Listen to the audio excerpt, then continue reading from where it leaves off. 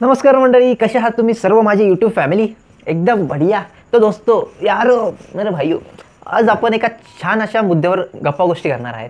Obviously हा topic आपला असणार तर मूवीच्या रिलेटेडच, पण शेतकऱ्यांबाबतीत बोलायचं झालं मित्रांनो, खूप वर्षापासून म्हणजे आपला देशच हा कृषीप्रधान देश असल्या कारणाने शेती हा मुख्य व्यवसाय आपला होताच. महाराष्ट्रात जाऊ पूर्ण भारतभर आपण आपल्या शेतीमध्ये धान्य पिकवतो. परंतु शेतकऱ्यांवर आजची परिस्थिती काय आली आहे ना, तुम्ही हा विचार सुद्धा नाही करू शकत. आपण सकाळी उठतो, पेपर वाचतो आणि पेपरमधल्या बातम्या ऐकून खरंच वाटतं की शेतकऱ्यांचे खूप हाल चालले सध्या. एक तर आपण बोलत नाही. यालाच एक मुद्दा पकडून एक असे अतिशय मराठीत खूप छान असा चित्रपट आला आहे. मी पुन्हा शिवाजीराजे भोसले बोलतोय. आठवतं का मित्रांनो, 2009 रोजी मी शिवाजीराजे भोसले बोलतोय हा चित्रपट आलता. त्याच्यात एक स्पिरिच्युअल सिक्वल आलेला आहे, पुन्हा शिवाजीराजे भोसले बोलतो. या चित्रपटाचा ट्रेलर आला आहे आणि हा ट्रेलर अतिशय उत्कृष्टरित्या त्यांनी दाखवण्याचा प्रयत्न केला आहे.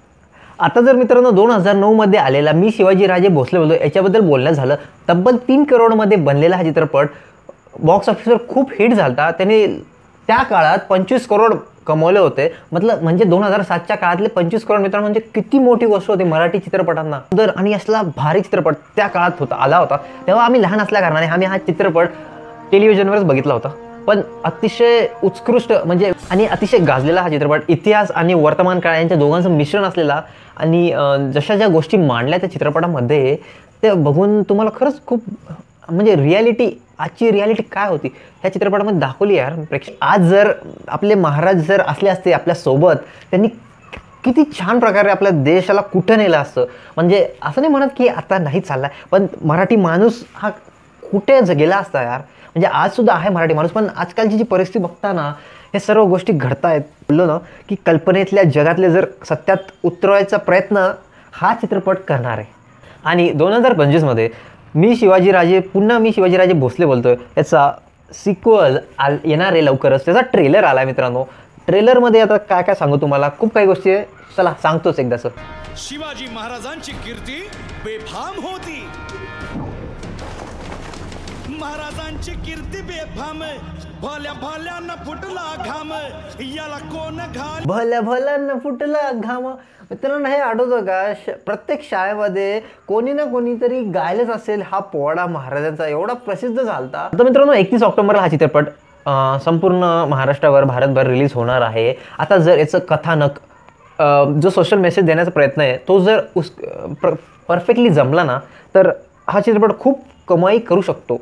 मराठीतला one of the best movie जर म्हणलं तर मला तर येणारा हा वाटतोय बाबा. आता तुम्ही दशावतार बघितला, त्याला पण किती छान प्रतिसाद मिळाला यार. म्हणजे मराठी चित्रपटांना एवढा प्रतिसाद बघून खरंच भारी वाटतं यार. आपल्या मराठी चित्रपटांना एवढा मिळतोय. यावर्षी येणारे खूप सारे चित्रपट बघितले मी. मला म्हणजे महाराजांची शिवगर्जना आपण आज पण कुठेतरी ऐकली ना, अगदी असे अंगाला शहारे येतात.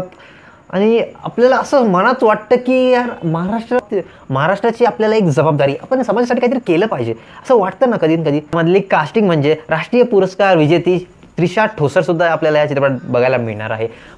तसेच भार्गव जगताप, मंगेश देसाई आणि सिद्धार्थ बोरके यांच्यासारखे उत्कृष्ट असे कलाकार तुम्हाला ट्रेलरमध्येच तुम्हाला बघून येईल. ती वाईब येईल की खरंच या चित्रपटामध्ये काहीतरी आहे यार. म्हणजे बघायला यार खूप उत्सुकता लागते ना मित्रांनो. याचा जर आपण बजेट बघितला, सिनेमॅटोग्राफी बघितली, तर आपल्याला असं दिसून येईल की खूप सारे सीन्स हे खूप भारी वाटतात बघायला. पण काही असतात ना जे क्रिटिसाइज करायला येतील की हे काय आहे आता, एका लाथीमध्ये एवढे जण सगळे उडून पडतात त्या मांडलेल्या मटक्यांवर असे. आता जर आपण साऊथचे चित्रपट बघितले ते तर तुम्हाला तर माहिती असतं काय इनलॉजिकल गोष्टी आपण बघतो आणि मजा घेतो. तर असे मराठी चित्रपटामध्ये आपण का नावं ठेवतो?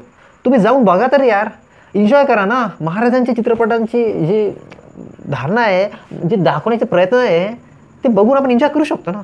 का नावं ठेवायचे चित्रपटांना? आता ठीक आहे, मानतो काही गोष्टी मराठी चित्रपट नाही आवडत, पण आपल्या चित्रपटांचा सपोर्ट करा ना यार. करू शकतो ना आपण. मग जाऊयात ना आपण. तुम्ही येणार ना माझ्यासोबत? मीच जाणार आहे. माझ्या सगळ्या मित्रांना घेऊन त्यांचे काय ह्या ट्रेलरमध्ये मला काय काय पॉईंट्स आवडले सांगू का. शेतकऱ्यावर जो मुद्दा त्यांनी धरला आहे ठामपणे, ते एक गोष्ट मला फार आवडली. आणि बघायला गेलं तर आपल्या शिवाजी महाराजांच्या एका रूपामध्ये आपल्याला महाराजांचे दर्शनच होईल असं तुम्हाला वाटेल हा चित्रपट बघून.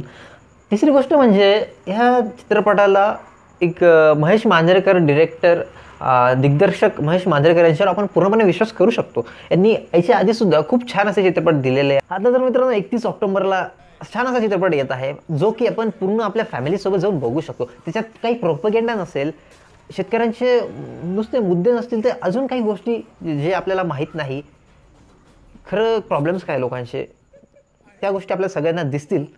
आणि असा चित्रपट आले तर आम्ही पहिले येतो सपोर्ट करायला. तुम्ही पण या, बघूयात 31 ऑक्टोबरला. ट्रेलर खूप छान आहे मित्रांनो. मी याला 5 आउट ऑफ 4 स्टार देतो. एकदम भारी ट्रेलर. जर बघितलं नसेल मी लिंक टाकतो खाली, तुम्ही जाऊन बघा नक्की. भेटूया नवीन चित्रपटाचा रिव्ह्यू घेऊन मित्रांनो. हा व्हिडिओ जर तुम्हाला आवडला असेल तर एक लाईक मारून द्या. जाता जय शिवराय मित्रांनो. भेटूया लवकर नवीन व्हिडिओमध्ये.